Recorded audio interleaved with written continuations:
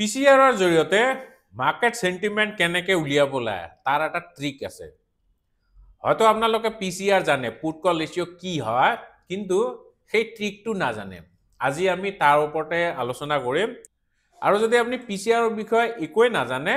চিন্তা কৰিব নালাগে, আমি অলপমান বেসিকৰ পৰা ষ্টাৰ্ট কৰিম। পিচিআৰ কি হয়, ইয়াৰ ইম্পৰ্টেন্স কি, আৰু তাৰ জৰিয়তে মাৰ্কেট ট্ৰেন্ড, মাৰ্কেট ওপৰলৈ যাব নে তললৈ যাব, কেনেকে উলিয়াব লাগে, সেইবিলাক কথা আজি আলোচনা কৰিম। সো ভিডিওটো ইন্টাৰেস্টিং হ'ব, লাষ্টলৈকে চাব। সো ফ্ৰেন্ডস, মোৰ নাম ডক্টৰ ৰাজীৱ এলবি ৰয়। আমি ষ্টক মাৰ্কেটৰ ওপৰতে ভিডিও বনাও, ইনভেষ্টমেন্ট, ট্ৰেডিং, মিউচুৱেল ফাণ্ড। যদি শিকিব বিচাৰিছে, চেনেলটো সাবস্ক্ৰাইব কৰি দিব আৰু লগতে বেল আইকনটো দবাই দিব। আচ্ছা, বলক তেতিয়াহলে আমি আগে জানি লওঁ পিচিআৰ কি হয়। পিচিআৰৰ ফুল ফৰ্ম হল পুট কল ৰেশিও। ঠিক আছে, পিচিআৰ, পুট কল ৰেশিও। সো নামটোৰ পৰা অলপমানতো আন্দাজ পাইছে কি হয়। এইটো এটা ৰেশিও হয়। কাৰ কাৰ মাজত ৰেশিও? পুট আৰু কল অপশনছৰ ৰেশিও। ঠিক আছে, সো এতিয়া পুট অপশন আৰু কল অপশন আপনি ওপেন ইন্টারেস্ট লব নে আপনি ভলিউম লব, কি লব, সেইটো জানিব লাগিল। সো তাৰ একো মানে ধৰা বন্ধা নিয়ম নাই। কিছুমানে ভলিউম লয়, কিছুমানে ওপেন ইন্টাৰেস্ট লয়। যেনেকে এইখন হল নিফটিৰ অপশন চেইন। সো এটা সাইডত পুট আছে, এইটো সাইডত পুট আছে, আৰু এইটো সাইডত কল আছে। এইখিনি বস্তুটো জানে হবলা, বেসিক বস্তু এইখিনি। আৰু যদি নাজানে, অপশন ট্ৰেডিংৰ মই বেসিকৰ এটা প্লেলিষ্ট বনাইছো। আমাৰ চেনেলটোত আহিব, ইয়াতে বিচাৰিলে পাই যাব, প্লেলিষ্টত আহিব। তাৰপিছত অপশন ট্ৰেডিং বুলি এটা আমাৰ প্লেলিষ্ট আছে। ঠিক আছে, সো ক'ত গ'ল প্লেলিষ্টটো? এইটো নবীন সকলৰ বাবে অপশন ট্ৰেডিং বেসিক্স। ঠিক আছে, option trading for beginners in SMS. So এইটো প্লেলিষ্টত অপশন ট্ৰেডিংৰ বেসিকৰ বিষয়ে আলোচনা কৰা গৈছে। সো এই প্লেলিষ্টটো কমপ্লিটলি চাব পাৰে। আচ্ছা, যিয়ে নহওক, এইখন হল অপশন চেইন। মই নিফটিৰ অপশন চেইন দেখাইছো। ইয়াতে তলত আহিব, তলৰ পিনে আহি চাওক, ইয়াতে দুটা অপশন আছে ন। এটা হল ওআই, ওআই মানে ওপেন ইন্টারেস্ট, এইটো হল টোটেল ওপেন ইন্টারেস্ট। মানে নিফটিৰ পুট সাইডত যিমান ওপেন ইন্টাৰেস্ট আছে, এইবিলাক হল ওপেন ইন্টাৰেস্ট। সো ইয়াৰ টোটেল মানে নাম্বাৰটো। ঠিক আছে, সো কিছুমানে এই নাম্বাৰটো লয় আৰু কিছুমানে এই ভলিউমটোও লয়। ঠিক আছে, এইটো হল ট্ৰেডিং ভলিউম আৰু open interest. So open interest আৰু ভলিউমৰ মাজত পাৰ্থক্য চাগে গম পায়। সো মই তাৰ বিষয়ে আজিৰ ভিডিওত কথা নাপাতো। সো আপনি এইটোও ল'ব পাৰে, নহলে এইটোও ল'ব পাৰে। ঠিক আছে, সো যদি আপনি ওপেন ইন্টাৰেস্ট লয়, তেতিয়াহলে আপনি এইটো ল'ব লাগিব, মানে পুটৰ ওপেন ইন্টাৰেস্ট 48,36,924 এইটো মোমেন্টত। ঠিক আছে, আৰু এই পিনে কলৰ ওপেন ইন্টাৰেস্ট কিমান? 70,48,891। সো এইটো ডিভাইড কৰি পেলাই যোনটো ৰেশিও পাব, সেইটোৱে হল পুট কল ৰেশিও। ঠিক আছে, সো মই ভলিউমটো ইমান প্ৰিফাৰ নকৰো, মই ওপেন ইন্টাৰেস্টটোৱে প্ৰিফাৰ কৰো, মানে ওআইটো, কাৰণ সেইটোৰ পৰা মই অলপমান ভাল ৰিজাল্ট পাম। সো লেটস ক্যালকুলেট, এবাৰ ক্যালকুলেট কৰি পেলাই চাও কিমান আহে নিফটিৰ পুট কল ৰেশিও। এইটো কিন্তু চেঞ্জ হৈ থাকে, ফ্ৰেকশন অফ সেকেন্ডতে চেঞ্জ হয়, কাৰণ যেতিয়া যেতিয়া ওপেন ইন্টাৰেস্ট চেঞ্জ হ'ব, তেতিয়া তেতিয়া আপোনাৰ ৰেশিওটো চেঞ্জ হ'ব। ঠিক আছে, আৰু এই ৰেশিওটোৱে আপোনাক ইন্ডিকেশন দিব মাৰ্কেট কোনপিনে যাব পাৰে। ঠিক আছে, সো মই ইয়াতে ফটাফট ক্যালকুলেশনটো কৰি পেলাই দেখাইছো। সো পুট অপশনছৰ ওপেন ইন্টাৰেস্ট হল 48,36,924 ডিভাইডেড বাই কলৰ ওপেন ইন্টাৰেস্ট কিমান? 70,48,891। ঠিক আছে, সো পুট কল ৰেশিও কিমান আহিছে? 0.68। এতিয়া এই 0.68 কি বুজাইছে বাৰু? মাৰ্কেটৰ বিষয়ে কি কয় এই 0.68? সেইটো জানিব লাগিল। এনেতো নাম্বাৰটো জানিলে নহব, ইয়াৰ সিগনিফিকেন্স কি? ঠিক আছে, সো ইয়াৰ সিগনিফিকেন্স জানিবলৈ হলে আপনি আকৌ এবাৰ পুট কল ৰেশিওৰ ফৰ্মুলাটো চাওক। Put divided by call option, put অপশনছৰ total open interest divided by call অপশনছৰ টোটেল ওপেন ইন্টাৰেস্ট। ঠিক আছে, সো এইটোৱে হল পিচিআৰ। পুট কল ৰেচিঅ' এতিয়া ইয়াৰ ভেলু এট দিছ মোমেণ্ট 0.68 হৈ আছে মানে লেছ দেন 1 ঠিক আছে so PCR put divided by call অপশনছৰ যোনটো ratio' it is less than 1 তাৰমানে কি বুজাইছে পুট অপশনছৰ open interest is less than call অপশনছৰ open interest নহয় নে তাৰমানে মানুহে পুট অপশনছত বেছিকে সৰি কল অপশনছত বেছিকে ট্ৰেড কৰিছে পুট অপশনছত কমকে ট্ৰেড কৰিছে ঠিক আছে হেতু বস্তুটো ইয়াতে দেখাই পালে ইয়াত 70 লাখ ইয়াত 48 লাখ এতিয়া ইয়াৰ মিনিংটো কি মানুহে যেতিয়া কল অপশনছত বেছিকে ট্ৰেড কৰে এতিয়া আহিব ক্ৰুচিয়েল পইণ্টটো ঠিক আছে ইয়াক কন্ট্ৰেৰিয়ান ইন্ডিকেটৰ বুলিও কোৱা হয় কাৰণ কি অলপ পিছতে গম পাব কল অপশনছত বেছিকে ট্ৰেড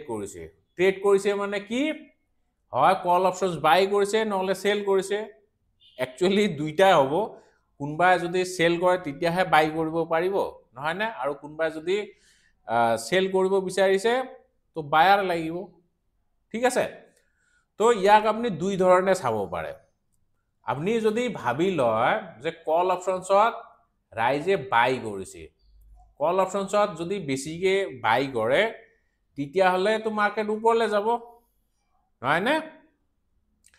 আৰু যদি আপুনি ভাবি লয় যে কল অপশনছত মানুহে শৰ্ট কৰিছে বা সেল কৰিছে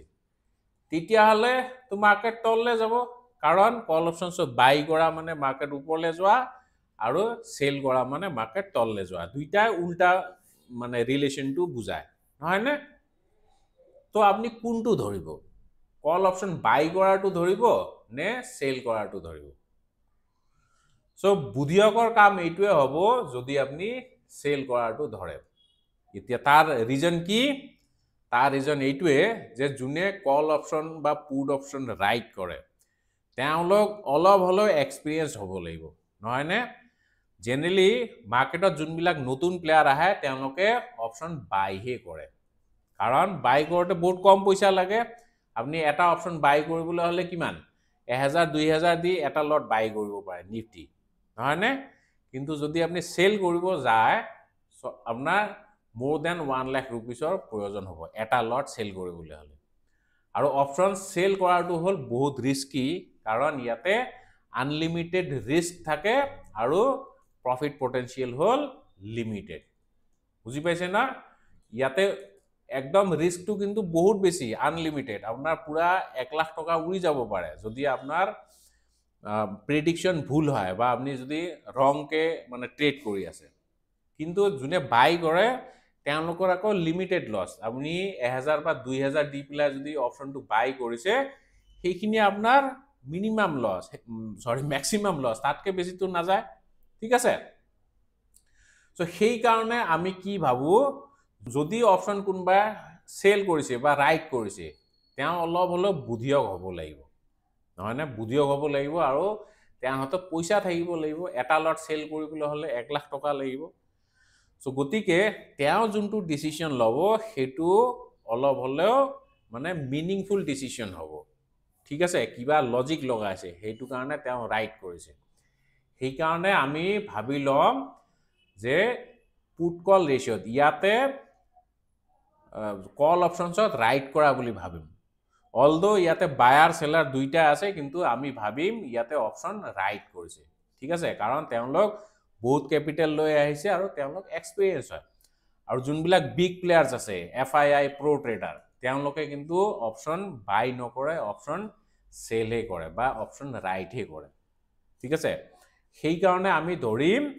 যে ইয়াতে যোনটো ওপেন ইন্টাৰেষ্ট আছে ইয়াতে ইমান কন্ট্ৰাক্ট তেওঁলোকে ৰাইট কৰিছে ঠিক তেনেদৰে পুট অপশনছতো আমি ৰাইট কৰা বুলি ধৰি লম ঠিক আছে এতিয়া পিচিআৰ লেস দেন 1 তাৰনে ইয়াতে পুট অপশন ৰাইটাৰ কম আছে কল অপশন ৰাইটাৰ বেছি আছে তাৰনে মাৰ্কেট এতিয়া কোন পিনে যাব কল অপশন বেছিকে ৰাইট কৰিছে পুট অপশনছৰ তুলনাত তো মাৰ্কেট বেয়াৰিশ হ'ব নহয় নে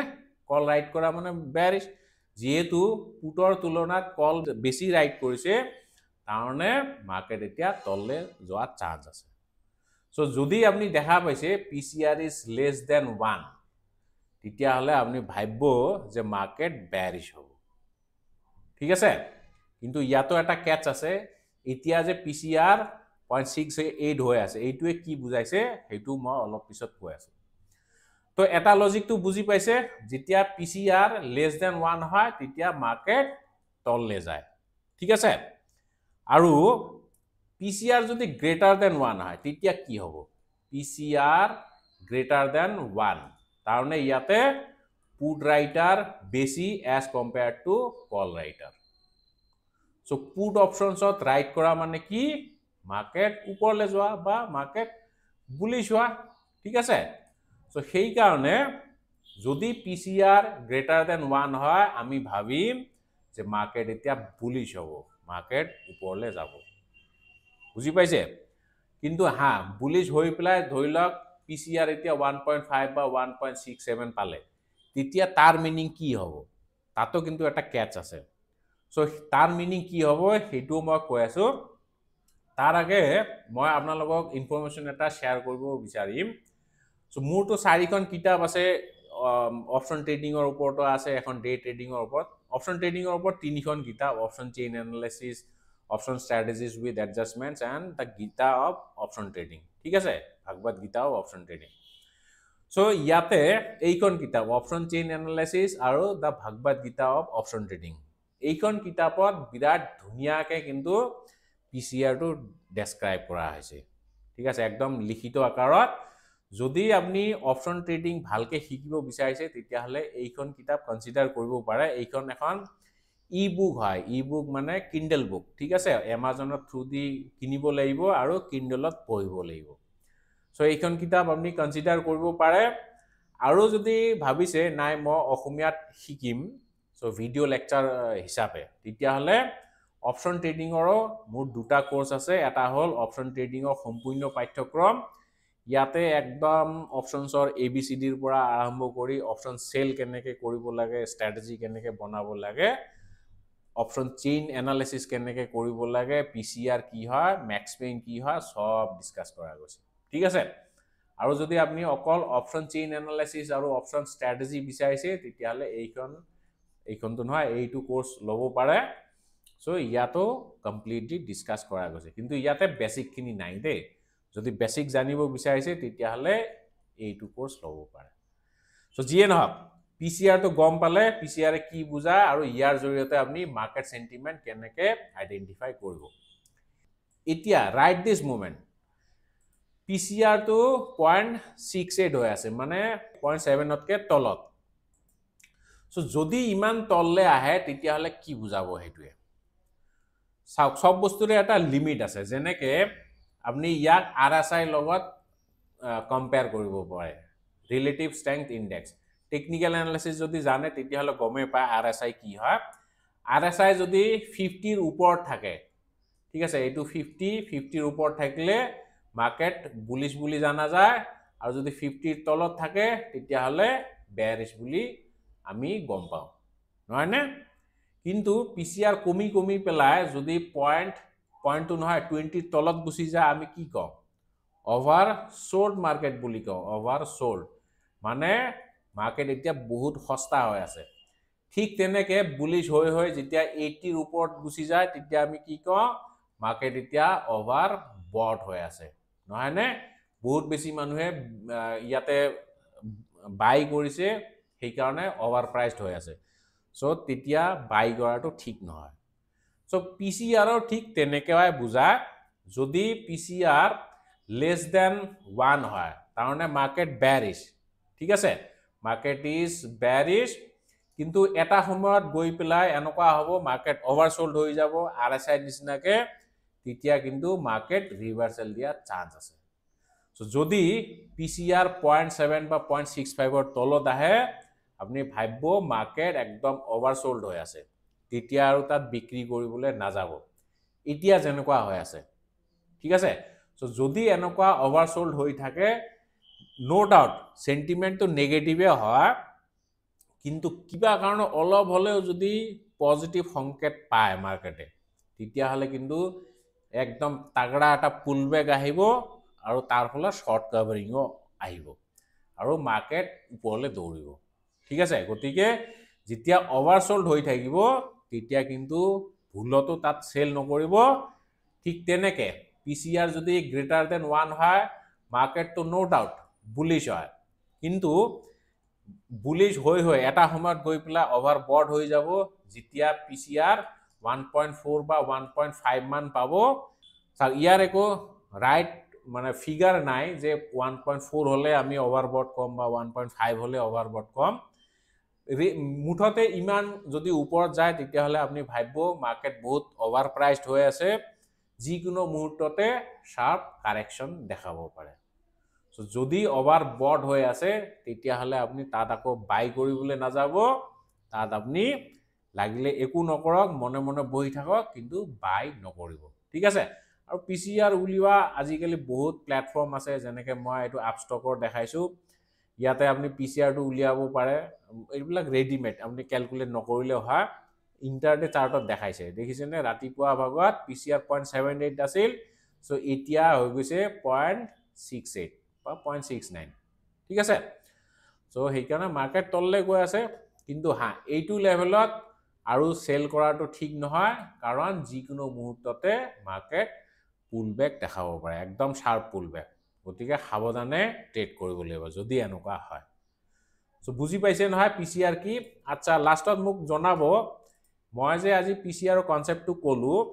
এইটো বস্তু আপোনালোকে অলৰেডি জানে নি সো যদি জানে ইয়েস বুলি লিখিব যদি না জানে নো বুলি লিখিব আৰু পিসিআৰ টো একদম এনেকুৱা নহয় কিছুমান কিতাপত আপুনি পাব যে পিসিআর যদি গ্রেটার দেন 1 হয় তেতিয়া হলে কিন্তু মার্কেট হয়তো কিছুমানে কব এটো বেয়ারিশ মার্কেট ঠিক আছে আৰু পিসিআৰ যেতিয়া লেস দেন 1 হয় তেতিয়া কিছুমানে ইয়াক বেয়াৰিশ মাৰ্কেট বুলি কয় কিন্তু এইটো মোৰ মতে ভুল হয় মই এতিয়া যোনটো কলো পিসিআৰ গ্ৰেটাৰ দেন 1 মানে বুলিশ লেস দেন 1 মানে বেয়াৰিশ মোৰ মতে এনেকুৱা হ'ব লাগে আৰু এইটো আপনি নিজে পৰীক্ষা কৰি চাব পাৰে ঠিক আছে কোনটো বেছি ফ্ৰুটফুল ৰেজাল্ট দিয়ে মই এইটো ভাল ৰেজাল্ট দিয়া পাইছো যদি পিসিআৰ 1 হয় তেতিয়া মাৰ্কেট বুলিশ হয় আৰু যদি পিসিআৰ লেস দেন 1 হয় তেতিয়া মাৰ্কেট বেয়াৰিশ হয় সো এইটোত মই ভাল ৰেজাল্ট পাইছো আপনিও পৰীক্ষা কৰি চাব যোনটো ভাল ৰেজাল্ট দিয়ে সেইটো আপনি অনুসৰণ কৰিব ঠিক আছে সো যিয়ে নহওক একেবাৰে শেষলৈকে ভিডিও চোৱাৰ বাবে অশেষ ধন্যবাদ জয় আই অসম